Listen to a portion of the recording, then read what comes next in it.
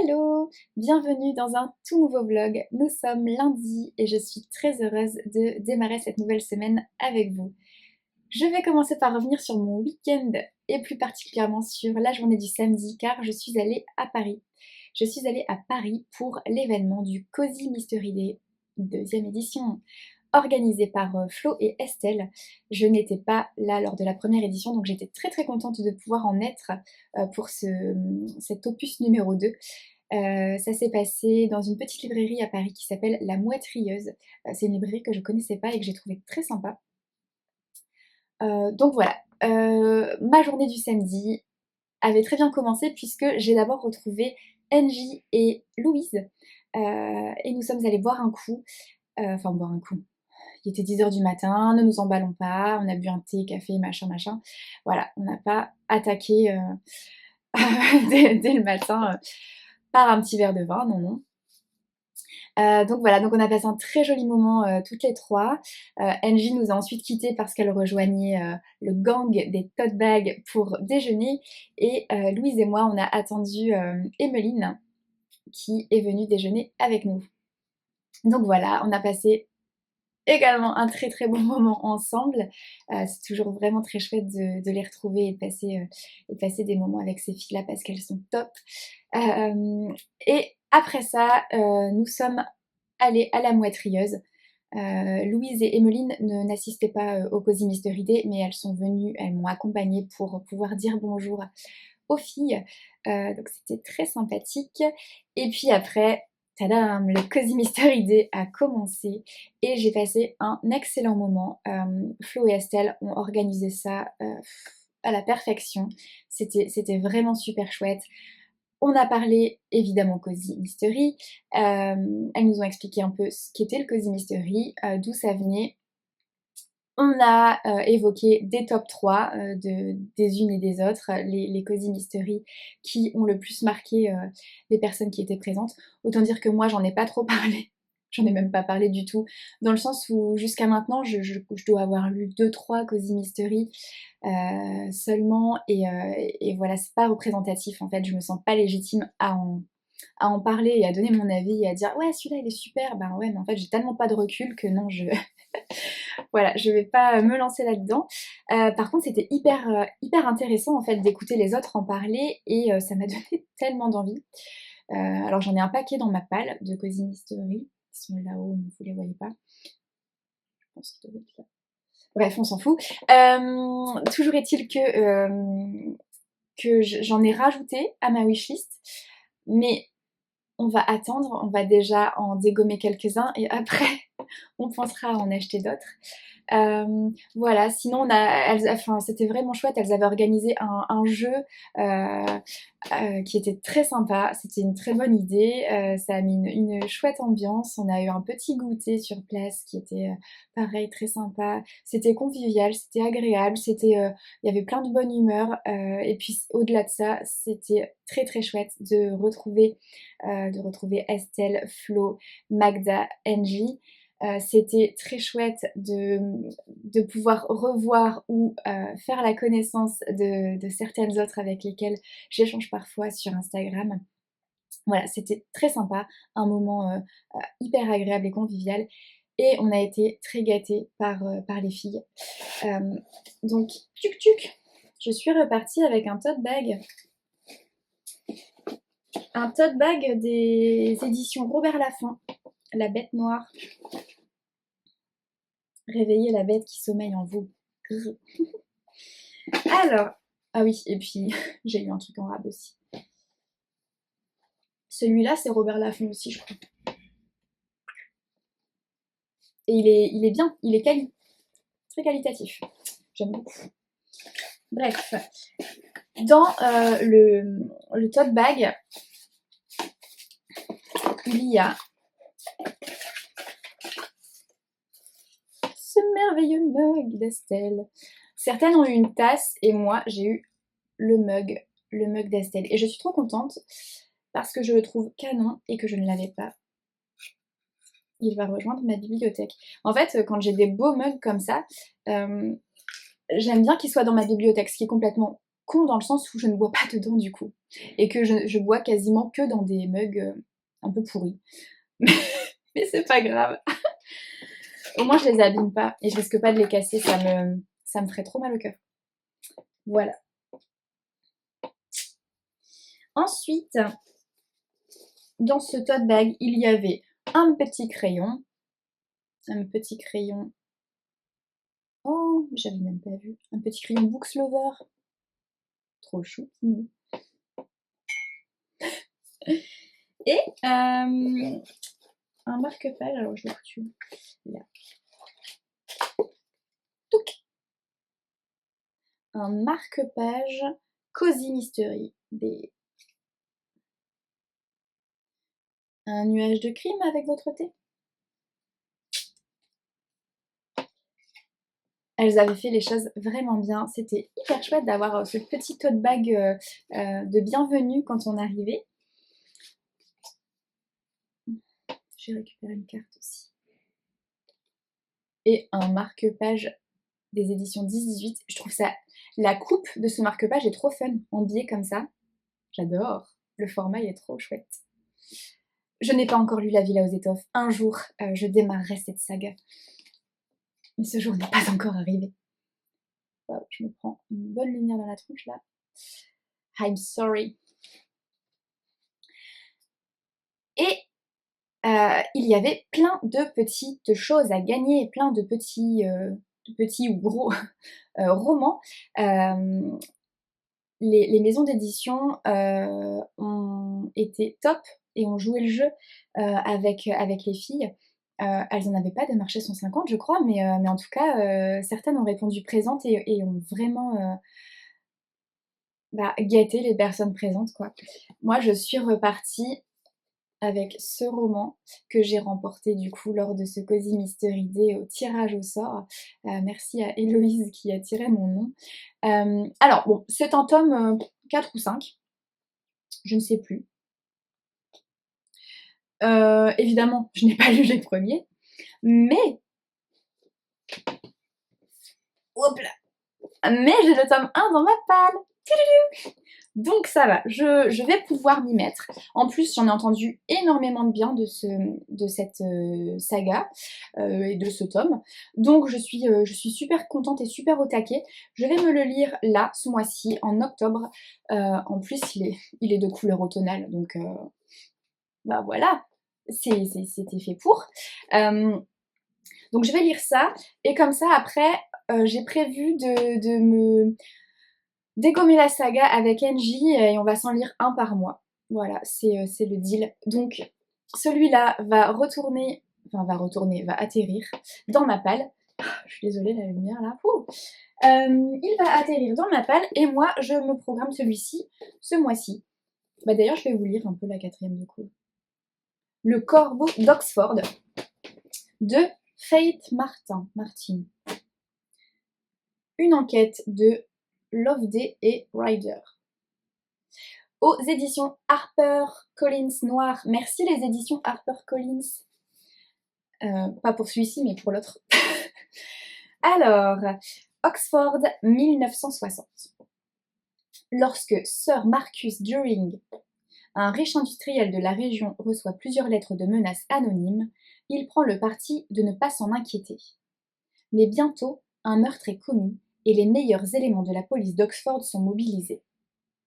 La toute jeune policière Trudy Loveday rêverait de participer à une affaire aussi importante, mais ses supérieurs coupent court à ses ambitions. Écartée de l'enquête et chargée d'assister le brillant mais peu amène docteur Clément Ryder, médecin légiste sur une affaire classée, elle se retrouve pourtant très vite au cœur d'une énigme qui pourrait bien la mener sur la piste du mystérieux corbeau d'Oxford. Voilà, on m'en a dit du bien. Et j'ai trop hâte. J'ai beaucoup trop hâte. Alors attends, il y a un peu moins de 300 pages. Voilà, il va se lire vite. Enfin, vite. Je vais le mettre bientôt en tout cas. Voilà. On est bon pour... Ouh là là. on est bon pour le récap de ce Cozy Mystery Day. C'était vraiment top. Merci infiniment à Flo et à Estelle d'avoir organisé cet événement. Et elles évoquent l'idée et l'envie de pouvoir organiser ça différemment les prochaines fois pour pouvoir accueillir éventuellement plus de monde. Et ça serait tellement bien. Ça serait tellement, tellement chouette. Bref, merci encore. Et voilà. Et ensuite, en sortant de cet événement très très sympa, je suis allée boire un petit coup avec Angie. On a continué la journée avant de repartir et de reprendre nos trains respectifs. Les Spritz ont eu raison de nous.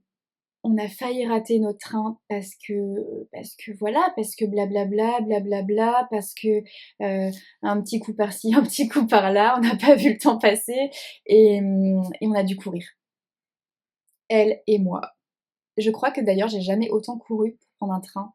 J'avais pas pris mon billet en fait et arrivé à la gare, je vois quoi? Le train pour Lille part dans 5 minutes. Et j'ai couru. Et une fois montée dans le train, bam, les portes se fermaient et il partait. Ça c'est... Voilà, c'était écrit. Voilà, j'ai pris beaucoup de plaisir en tout cas à passer ces moments-là avec ces personnes-là. Et le moment passé avec Angie a été particulièrement touchant.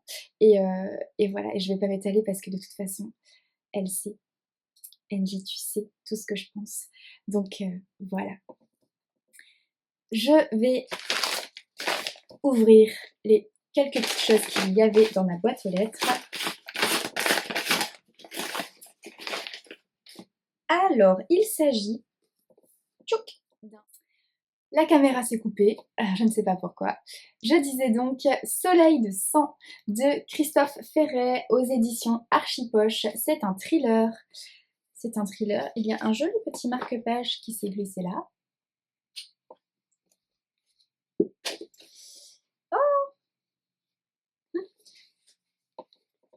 La petite phrase qu'il y a là, c'est d'Agatha Christie. Et ça dit « On ne devrait jamais inviter des gens susceptibles de mourir chez vous. » Ouais, tu m'étonnes. Tu m'étonnes. Alors, la quatrième de couverture. Au petit matin, Juliette se réveille sur une plage de la Côte d'Azur, l'esprit embrumé. Peu à peu, des bribes de souvenirs lui reviennent. La veille, l'anniversaire de Flavia, sa mère, avirait au carnage. Tout semble accuser Flavia, qui a depuis disparu. Comme l'instruction piétine, Juliette décide de mener l'enquête, quitte à exhumer les noirs secrets de sa famille, en apparence sans histoire. Pour ce suspense, Christophe Ferret s'est librement inspiré de l'un des faits divers les plus passionnants du XXIe siècle, l'affaire Dupont de Ligonnès. Cool. Il rejoint ma palle. Tellement de belles lectures qui m'attendent. Ensuite, je l'ai déjà enlevé. Je me suis acheté ce roman qui m'est arrivé tout abîmé et je ne suis pas contente du tout. La couverture est toute... franchement, mais sérieusement quoi. Je m'en fous, je vais faire une réclamation. En plus, il y a carrément une page à l'intérieur, mais sérieusement quoi. Je suis pas contente. Moi, je prends soin de mes bouquins. Il y a une page comme ça qui est toute cornée quoi. Non mais non en fait, c'est pas possible. Hors de question que ça passe. Bref, il est tellement beau. Tellement beau. On m'en a dit énormément de bien. Ce sont notamment certaines flamboyantes de cette année. Donc les flamboyants, ce sont les lecteurs Faubourg-Marigny. Donc ce roman, ce qu'elle a laissé derrière elle de Hélène-Marie Wiesmann est édité chez Faubourg-Marigny. Et les éditions Faubourg-Marigny, c'est une maison d'édition que je trouve tellement inspirante. La charte graphique de cette maison d'édition est dingue, je les trouve magnifiques. Au niveau des lectures, il s'agit principalement de romans historiques et ça correspond complètement a priori avec l'état d'esprit, avec ce que j'aime lire en tout cas. Alors je n'en ai encore jamais lu et pourtant j'en ai, hein. J'en ai dans ma palle, j'en ai, voilà, hein. Oh, c'est pas beau, dans une bibliothèque ça franchement. Et donc celui-ci d'ailleurs, c'est de la même autrice que celui-ci. Je l'ai dans ma palle depuis genre 1 an. Et il me tente énormément, j'ai très très très envie de le lire. Sauf que ça n'est pas un service presse, que c'est un achat et que je reçois tellement de services presse qu'ils sont ma priorité par rapport aux romans que j'achète. Donc je n'ai pas réussi en 1 an là à trouver du temps, à prendre le temps pour ces romans-là. Et ça me peine parce qu'ils me font énormément envie, mais juste voilà, ben, les services presse passent avant. Donc j'espère quand même pouvoir le lire rapidement celui-ci parce qu'il me tente particulièrement. Et surtout, j'ai postulé pour être flamboyante cette année en 2023 quoi, parce que j'ai tellement envie de découvrir cette maison d'édition, j'ai tellement envie de pouvoir lire du Faubourg Marigny, que voilà, qu'en postulant, je me dis, ben ça sera des services presse si je les reçois et je pourrais, voilà, ils seront ma priorité. Ça serait en gros mon aventure 2023. L'aventure Charleston c'est terminé et pourquoi pas commencer une nouvelle aventure, celle-ci serait idéale. Ceci dit, il y a quand même quelque chose que je ne vous ai pas dit, que je ne vous ai pas encore dit. J'ai quand même une nouvelle aventure en 2023 et je suis très contente. J'ai été sélectionnée pour être gardienne Le Duc Ezo. Les éditions Le Duc Ezo, petite sœur des éditions Le Duc et des éditions Charleston. Voilà, c'est évidemment quelque chose qui est porté sur l'ésotérisme. Leurs ouvrages sont orientés là-dedans et comme c'est vraiment quelque chose que j'ai envie de découvrir plus, d'approfondir, de développer, et ben voilà, je suis tellement contente d'avoir été choisie. D'autant que cette aventure, je vais pouvoir la vivre avec Sophie et Angie.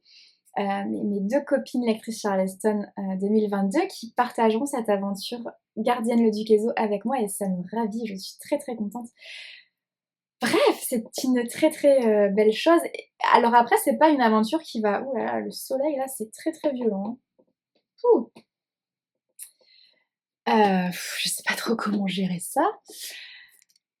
Je disais, c'est pas quelque chose qui va me prendre beaucoup de temps et qui va demander autant d'investissement en termes de temps que l'aventure Charleston. L'aventure Charleston, c'était des romans, beaucoup de gros romans, et il y en a eu 35 passés sur l'année. Donc c'était vraiment quelque chose voilà, qui demande vraiment un gros investissement. Là, ce sont des ouvrages qui vont se lire beaucoup plus vite. On a eu notre premier ouvrage, je ne peux malheureusement pas en dire grand-chose parce que les infos n'ont pas encore été vraiment dévoilées. Ce que je peux dire, c'est que c'est un ouvrage de lithothérapie et que je l'ai déjà lu, terminé, avis rendu et voilà, ça va très vite. Je l'ai reçu à midi, mon avis était rendu à, je sais pas, 15 ou 16 heures. Donc déjà parce que je l'attendais, parce que la lithothérapie, en plus, j'adore ça et que ce sont des ouvrages qui se lisent vraiment facilement et vraiment vite, en fait. Voilà, donc je pense que je peux tout à fait gérer Les Gardiennes le Duc Ezo et et Faubourg Marigny si toutefois je suis sélectionnée et j'aimerais beaucoup. Vraiment beaucoup. Mais bon, voilà. Je pense que je saurai le week-end prochain, puisque Lauriane avait dit qu'elle essaierait, je pense, de donner les résultats pour le week-end prochain. Donc, bon, en tout cas, voilà. On aura bientôt les résultats. Quoi qu'il en soit, que je sois prise ou pas, ça, c'est pas très grave, hein, c'est pas non plus... ma vie n'est pas en jeu. Mais quoi qu'il en soit, dans tous les cas, je vais glisser ces romans de façon régulière, je pense. Je vais essayer parce qu'il me tente vraiment beaucoup. Pour celui-ci, je vais m'assommer, je vais vous lire la 4e de couverture de celui-là. 1995. 10 ans auparavant, la mère d'Izzy Stone a tué son mari d'un coup de fusil alors qu'il dormait. Dévastée par l'apparente folie de sa mère, Izzy, qui a maintenant 17 ans, refuse de lui rendre visite en prison. Elle vit dorénavant avec Peg et Harry, sa nouvelle famille d'accueil. Mais lorsque le couple lui demande de l'aider à cataloguer les objets trouvés dans un asile abandonné depuis plusieurs années, Willard, la jeune fille sent que son destin va basculer. Au milieu de monceaux d'affaires, elle va découvrir des lettres jamais ouvertes, un vieux journal intime et une fenêtre vers son passé. 1929. Clara Cartwright, 18 ans, est prise en étau entre ses parents autoritaires et son amour pour un jeune immigrant italien. Furieux qu'elle ait rejeté un mariage arrangé, son père l'envoie dans une chic résidence pour malades nerveux. Mais lorsqu'il perd sa fortune lors du crash boursier qui va suivre, il ne peut plus payer ses soins et transfère Clara à Willard, l'asile public. Même si Izzy fait face au défi d'un nouveau départ, l'histoire ne cesse de l'entraîner dans le passé. Reconstituer le destin de Clara va l'obliger à réexaminer ses propres choix et à prendre des décisions bouleversantes. Voilà quoi, ça a l'air tellement bien. Et en fait, donc ce sont des flamboyantes qui m'ont conseillé ce roman, qui m'ont dit Pascal, ce roman il est pour toi, il va te plaire. Et voilà, en fait, rien que de par le métier que j'exerce, puisque je suis infirmière en psychiatrie et que là il est question d'asile et compagnie, voilà, elles m'ont dit il faut que tu le lises parce qu'il est top. Ben voilà, j'écoute, hein. On me dit vas-y, fonce, il est pour toi, bah voilà. Voilà, on va s'arrêter là pour aujourd'hui. Je suis sinon encore dans ma lecture du tome 2 des 7 sœurs. J'aime beaucoup. La plume de Lucinda Riley me plaît tellement. Et puis cette histoire, Ali, j'aime beaucoup. Voilà, c'est une lecture commune avec Emmeline. On avance lentement, très lentement, parce qu'on manque cruellement de temps en fait, toutes les deux, l'une comme l'autre, pour avancer dans cette lecture. Mais voilà, doucement mais sûrement, je vais arriver à bout de cette lecture, un de ces quatre. Voilà, en tout cas, je vous souhaite une bonne journée et je vous dis à tout à l'heure.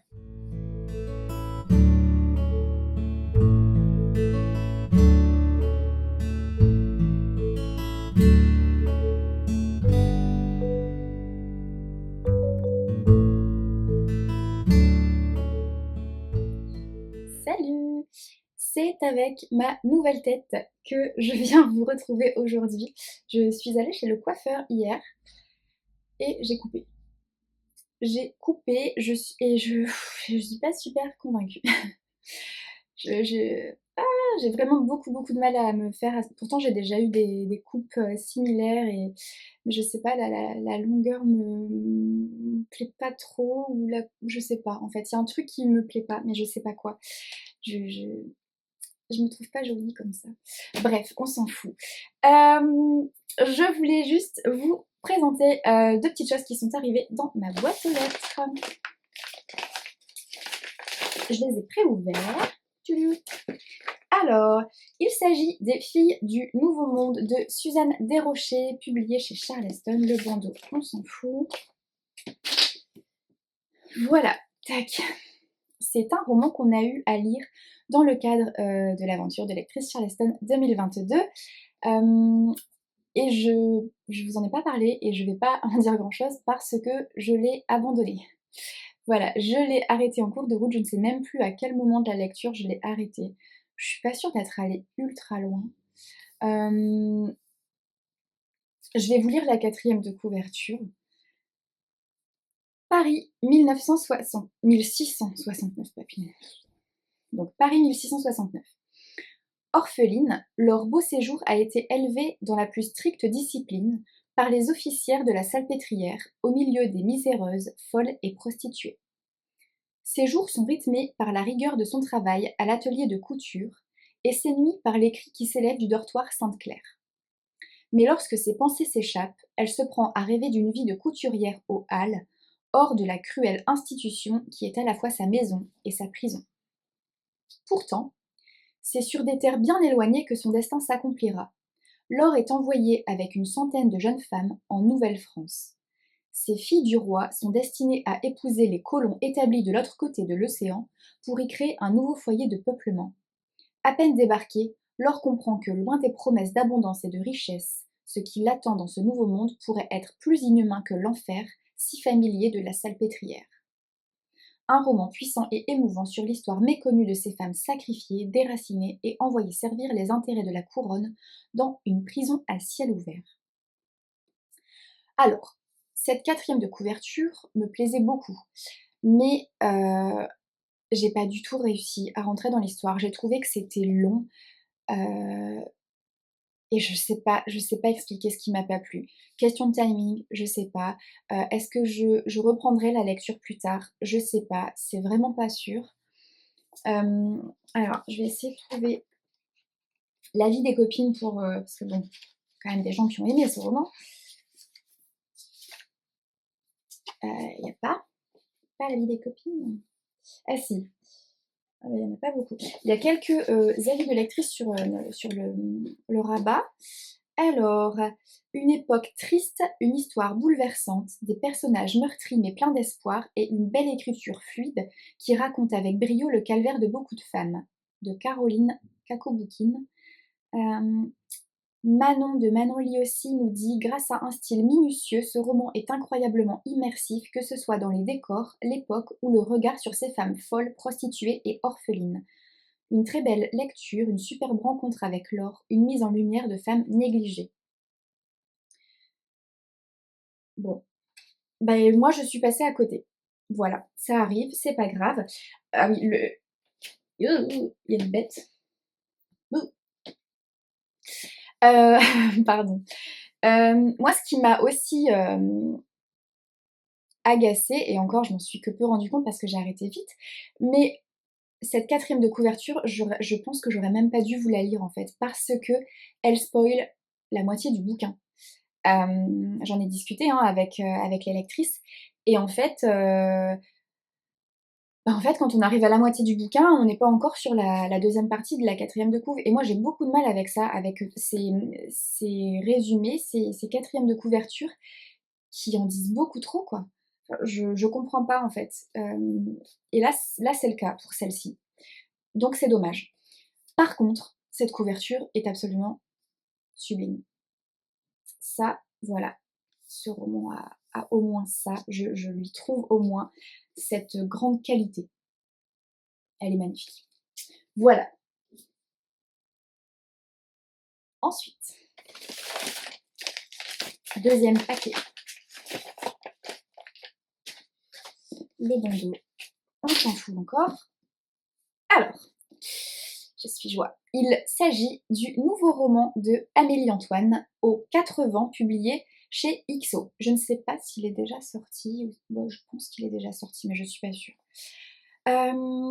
C'est Amélie Antoine qui m'a contactée pour me proposer de le recevoir et de le lire, et ça m'a beaucoup touchée. Je suis très contente qu'elle m'ait proposé ça parce que j'avais lu son précédent roman et je l'avais beaucoup, beaucoup, beaucoup aimé. Ça s'appelle Le bonheur l'emportera. Ouais, et j'avais vraiment trouvé l'histoire très belle. Voilà, ça m'avait beaucoup touchée ce roman.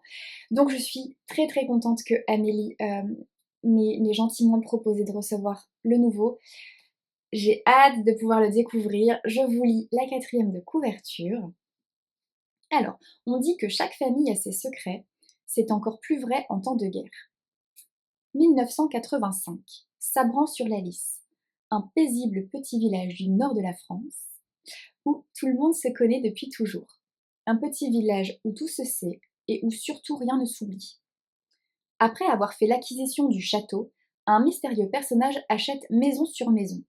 De lui, on ne connaît que le nom, Clément de Clerc. Un matin, les villageois découvrent avec effroi que les portes et les fenêtres de toutes ces demeures ont été retirées. Les habitations sont ouvertes aux 4 vents, abandonnées, défigurées.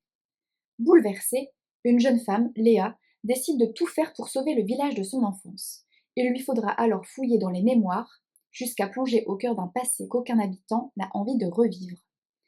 aux quatre vents est l'histoire fascinante d'un homme qui, sans même en avoir conscience, se lance dans une quête éperdue d'identité. Car qui est-on quand on ignore d'où l'on vient? Voilà, ça a l'air hyper intéressant. J'ai hâte de pouvoir le mettre dans mon planning de lecture. Alors je sais pas quand est-ce que je vais pouvoir le glisser. Il fait combien de pages? 430 pages. 430 pages, mais la police est assez grosse. Bon, bah à voir. Amélie Antoine vit à Lille. Je ne savais pas. Je ne savais pas, ou alors je l'ai su et je l'ai oublié, mais c'est bien ça. Voilà, je suis trop contente.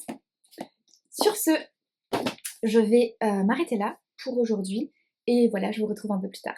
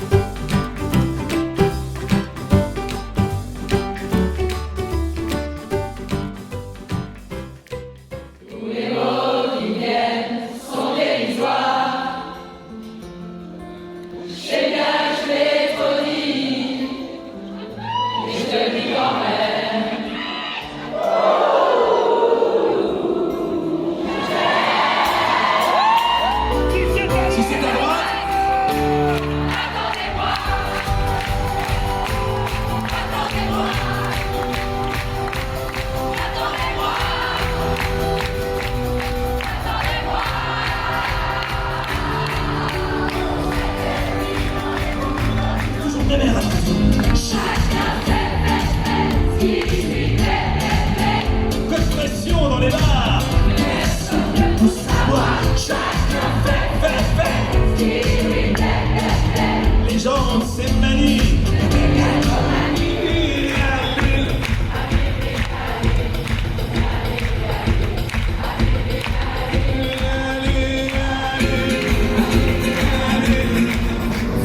À la fête, il y a des noisettes. Dans le chemin connu, il y a le vin des rosés.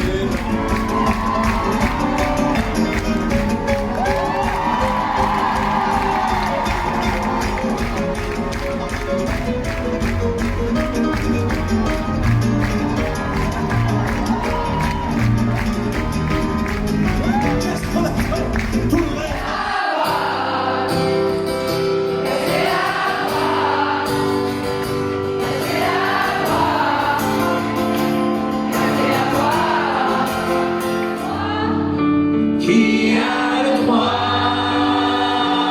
de faire ça à un enfant qui croit vraiment ce que disent les grands?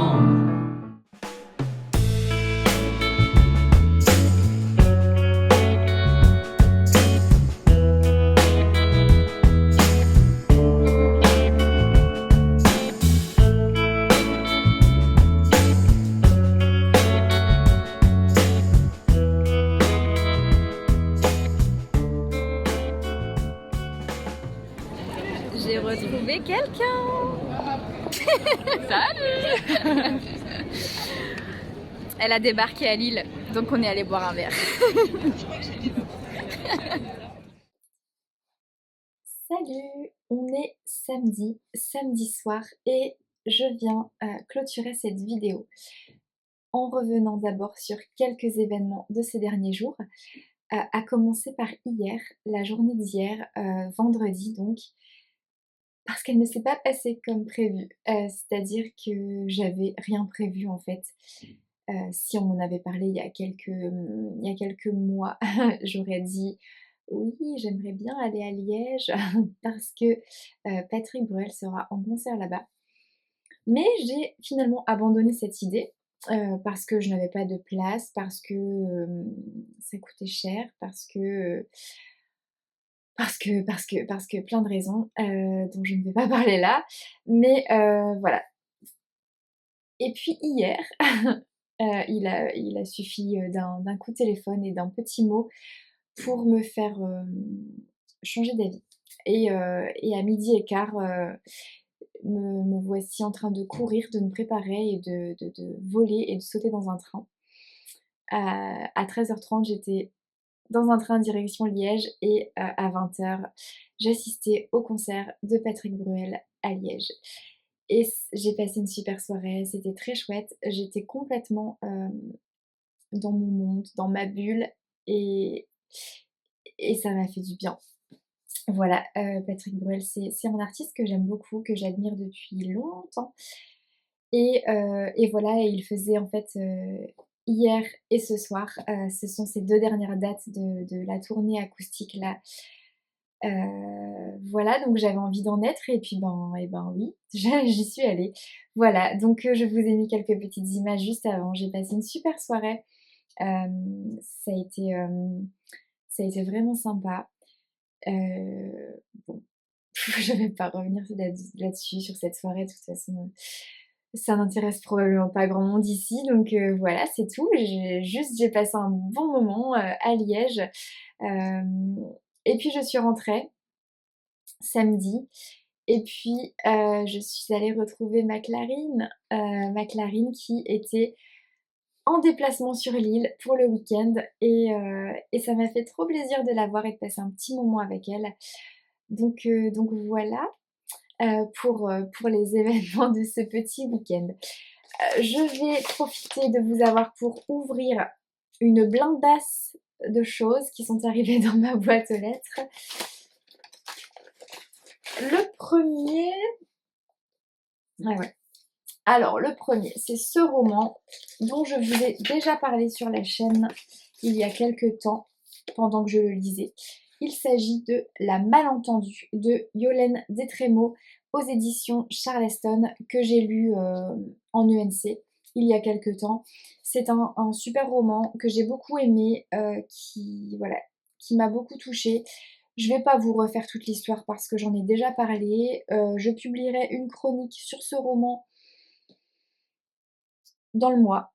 Je l'ai déjà programmé mais je sais plus à quand.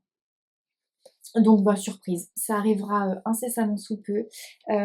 C'est le prix de, l'héroïne engagée 2022, ce roman. Voilà, Louise nous en avait, dit beaucoup de bien et je confirme, c'est un très beau roman. Voilà, je n'en dis pas plus, je vous recommande vivement de le découvrir par vous-même et si vous voulez, mon avis, il est en images dans un des vlogs précédents. Alors vous dire lequel, j'en sais rien. Et voilà, et ma chronique sera disponible courant du mois. Next.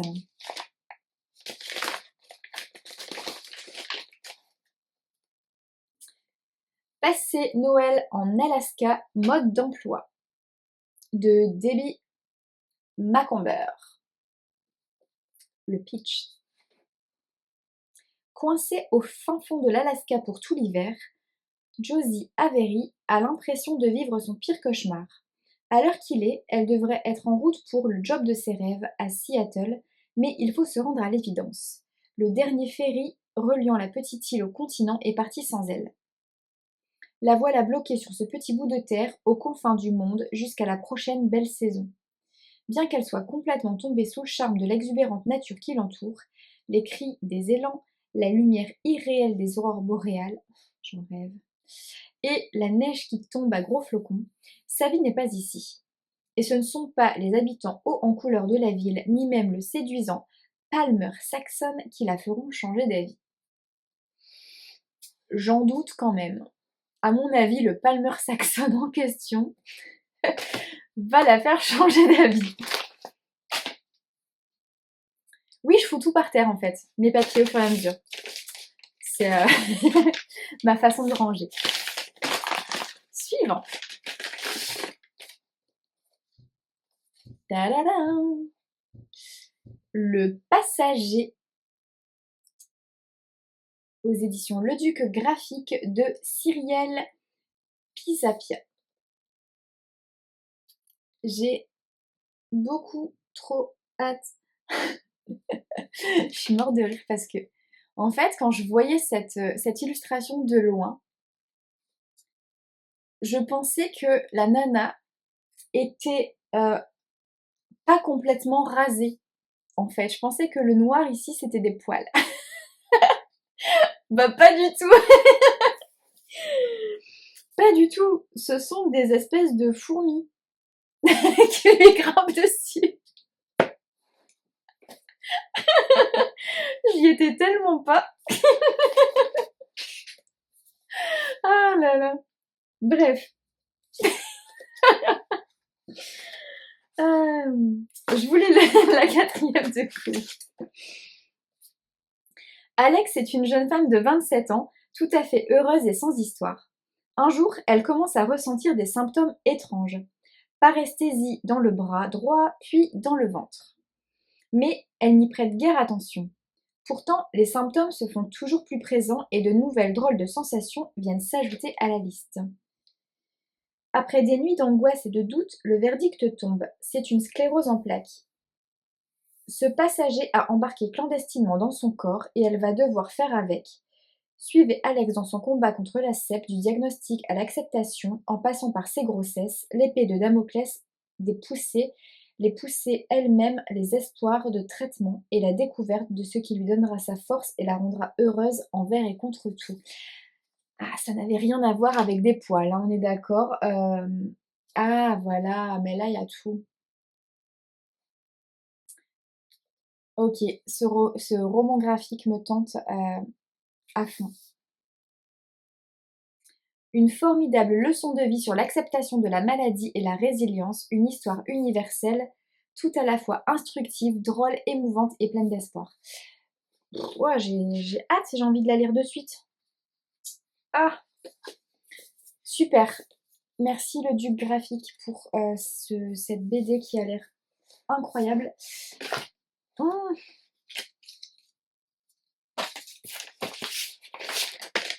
Suivant. Oui. Tac. Lait et miel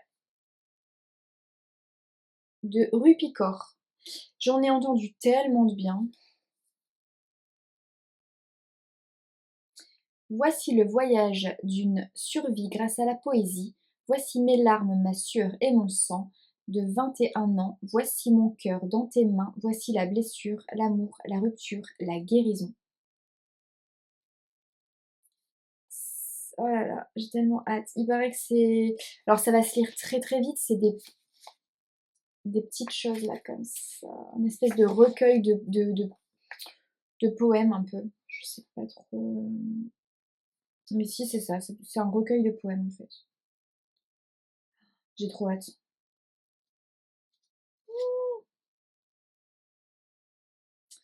Mais comment je vais faire là pour intégrer tout ça Ah, merci Charleston.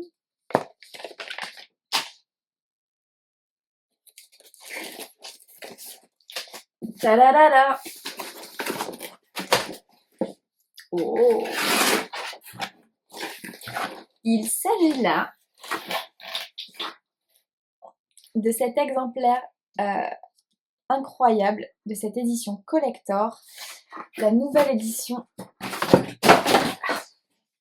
des 7 sœurs. Le tome 1, il est magnifique. Il est magnifique. Je vous lis là. J'en ai déjà parlé, mais je vais quand même pour les ignorants qui pourraient se faufiler là. Je vais lire la quatrième de couverture. À la mort de leur père, énigmatique milliardaire qui les a adoptés aux quatre coins du monde lorsqu'elles étaient bébés, Maya Daplier et ses sœurs se retrouvent dans la maison de leur enfance, Atlantis, un magnifique château sur les bords du lac de Genève. Pour héritage, elles reçoivent chacune un mystérieux indice qui leur permettra peut-être de percer le secret de leurs origines. La piste de Maya la conduit au-delà des océans, dans un manoir en ruine sur les collines de Rio de Janeiro au Brésil. C'est là que son histoire a commencé. Secret enfoui et destin brisé, ce que Maya découvre va bouleverser sa vie. Les 7 sœurs est le premier tome de la série événements du même nom qui a conquis 40 millions de lecteurs dans le monde entier. À travers ses romans au souffle unique peuplés de personnages inoubliables liés par les drames et l'amour, Lucinda Riley a affirmé, comme jamais auparavant, son immense talent, créant un nouveau genre littéraire à part entière. Désolée, j'ai du mal à lire, mais j'ai quelques vers dans le nez. Ceci explique cela. Ce roman est incroyable, le tome 1 des 7 sœurs, donc je l'ai lu cet été. J'ai enfin découvert la saga des 7 sœurs cet été avec ce tome et j'ai adoré cette histoire. J'ai adoré découvrir Maya, j'ai adoré découvrir son passé, son histoire, ses origines, la partie dans le passé avec Isabella m'a complètement conquise, j'ai adoré. Et je ne peux que vous recommander de découvrir cette saga parce qu'elle est dingue. Et voilà, tout trouver le parallèle avec ma lecture du moment. Je n'ai pas avancé parce que je comptais la terminer hier, mais je n'avais pas du tout prévu d'aller à Liège hier. Donc, je ne l'ai pas terminée. Mais ça, c'est le tome 2 qui nous parle d'Ali, la deuxième sœur. Et j'aime beaucoup ce roman. Alors, je crois que je préfère le tome 1.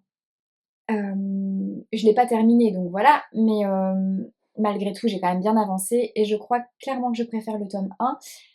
Mais j'aime beaucoup cette saga. J'aime beaucoup découvrir ces personnages. Et voilà. Je vous en reparle début du vlog prochain parce que je le termine demain. Et cette collection collector là, cette édition collector, pardon, est tellement folle que ça serait tellement dommage de ne pas craquer. Et je dis ça, je dis rien. Tadada. Ah oui. Alors, j'ai reçu Une simple histoire d'amour, le tome 2. J'avais reçu le tome 1 il y a quelques mois. Comme j'étais dans l'aventure Charleston, je n'ai pas eu le temps de le lire parce qu'il ne faisait pas partie de nos ENC et que j'étais très chargée, très occupée avec les ENC qu'on avait déjà à lire. Donc je n'ai pas encore découvert cette saga, mais bon voilà, le tome 2 sortant et comme j'avais pris le tome 1, j'aurais été un peu frustrée de ne pas prendre le tome 2. Donc je ne sais pas encore si je vais aimer. Mais voilà, je ne vais pas vous lire la 4e de couve parce que c'est un tome 2 et que je ne voudrais pas que ça risque de spoiler quoi que ce soit. Mais j'ai hâte de pouvoir découvrir. Et enfin, un dernier colis.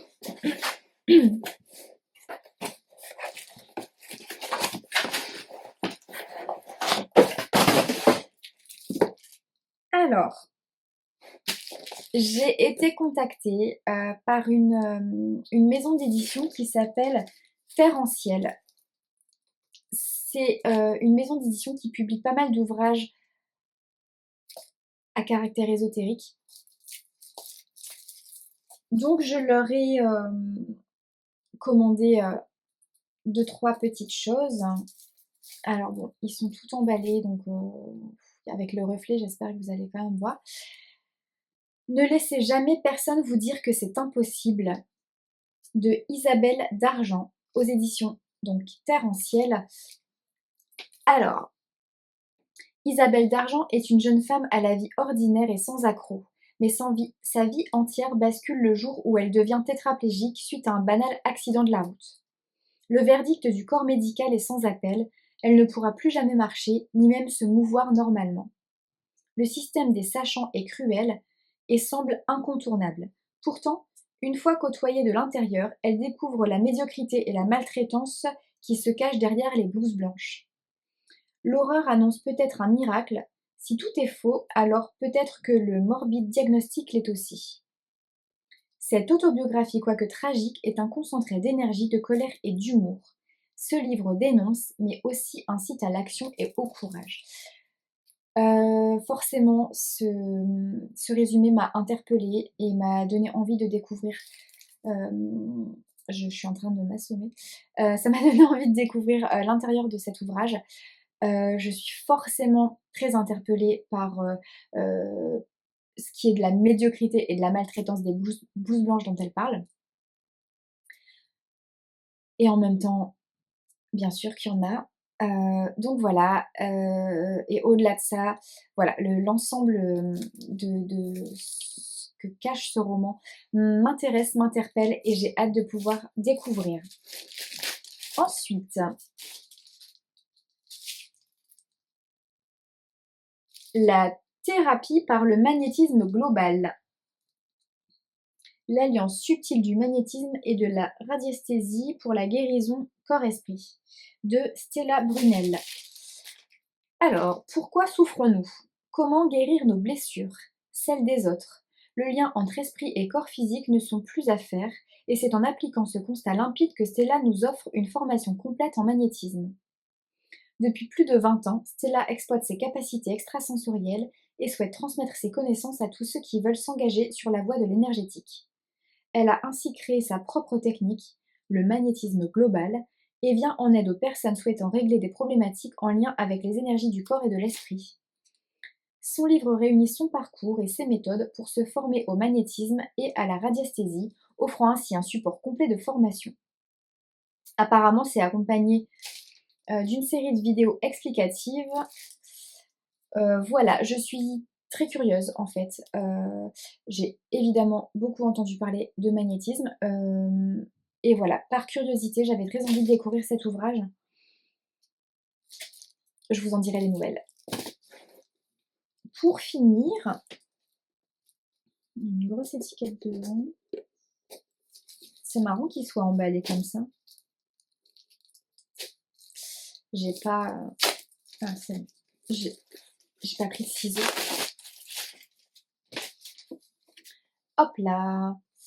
Du coup, ça c'est L'homme à la tête de chat de Daniel Tal. Une histoire vraie.